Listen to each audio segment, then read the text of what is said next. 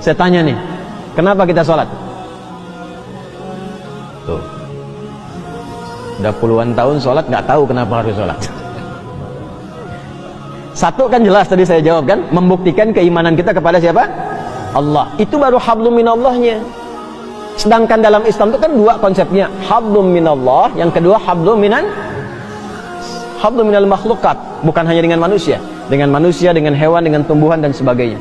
Nah, kalau yang pertama kaitan dengan Allah, selesai kita. Begitu salam, selesai dengan Allah. Kaitan dengan manusianya apa?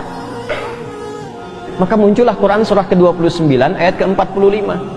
Innas salata tanha 'anil fahsya'i wal munkar. Kaitan dengan manusianya, setelah sholat itu, sholat yang benar ditunaikan mampu merubah orang yang sholat itu menjadi lebih baik, terbebas dari dua sumber keburukan, baik fahsya yang bersumber dari syahwat, zina, pornografi, porno aksi, LGBT, kata-kata jorok. Jadi nggak ada orang sholat kalau sholatnya benar itu kata-katanya kotor tuh nggak ada. Nggak ada orang sholat yang terjebak LGBT. Nggak ada orang yang sholatnya benar yang senang pornografi. Nggak ada orang yang sholatnya benar yang senang dengan perbuatan-perbuatan menyimpang. Nggak ada. Ya contoh paling gampangnya kan dulu pezina banyak di era-era dakwah Nabi Jahiliyah itu. Dan semua jenis zina mereka itu khatam. Semua jenis zina khatam. Tapi setelah mereka dididik dengan sholat, hilang semua zina itu. Bahkan memuliakan dengan sesama. Mungkar itu keburukan yang diingkari oleh hati, sumbernya nafsu perut dan akal. Nafsu perut itu karena terlalu lapar mencuri. Ditambah dengan akal, korupsi. Kan orang bilang kalau ayam mencuri, ya kan? Kalau lebih besar korupsi kan? Padahal sama-sama mencuri kan? Ya kan? Sapi makannya apa? Rumput. Nah, ada orang makannya aspal. Yang harusnya 7 cm jadi 5 cm jadi 2 cm gitu kan? Ya. Nah, itu mungkar namanya. Sehingga banyak rusak, banyak dicek-cek gitu kan? Ya, dipastikan bagus lagi. Nah, itu mungkar. Maaf, mencuri, membuat hoax, berselisih, menipu sampai ke tingkat tinggi, membunuh dan sebagainya, itu mungkar. Orang sholat itu mustahil mengerjakan itu. Karena saat dia selesai sholat, dia sudah terkoneksi dengan Allah. Makanya begitu tuntas sholatnya, dia sudah merasa diawasi Allah, nyambung dengan Allah. Ya bagaimana orang diawasi Allah berbuat maksiat ketika dia sadar Allah mengawasinya? Itu yang dimaksud Quran surah ke-4 An-Nisa ayat 103. فَإِذَا قَضَيْتُمُ الصَّلَاةَ فَاذْكُرُوا اللَّهَ قِيَامًا وَقُعُودًا وَعَلَى جُنُوبِكُمْ. Kalau engkau sudah tuntas mengerjakan sholat, maka engkau akan punya koneksi. Kalau benar sholatmu, engkau terkoneksi dengan Allah. Zikir itu terkoneksi, nyambung. Kalau merasa belum connect karena banyak pikiran dunia, padahal harusnya dibuang. Ya, makanya saat sholat kan kita mengangkat begini kan? Itu diantara ilmu hikmahnya, ketika sedang sholat tuh buang urusan dunia ke belakang, jangan dibawa. Pasrahkan diri kita sepenuhnya pada Allah, buang ke belakang.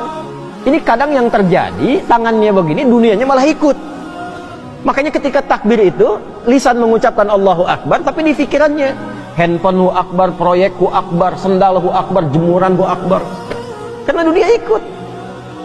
Kan? Sering terjadi begitu ya? Ya? Kembali. Nah, ini yang menjadikan manfaat sholat gak diraih. Akhirnya apa?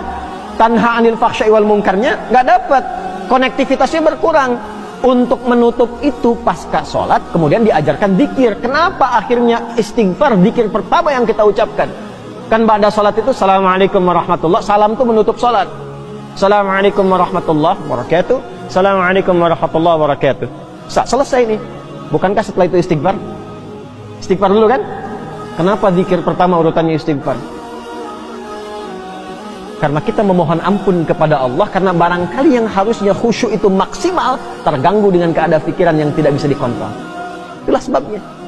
Nah, istighfar itu membuka kita supaya menyambung terus, sehingga ketika subhanallah, alhamdulillah terkoneksi. Keluar dari masjid sudah ingat Allah. Makanya kalau keluar dari masjid ingat Allah, tidak akan pernah terjadi tertukar sendal. Ingat Allah. Nggak ada kehilangan kotak infak. Nggak ada.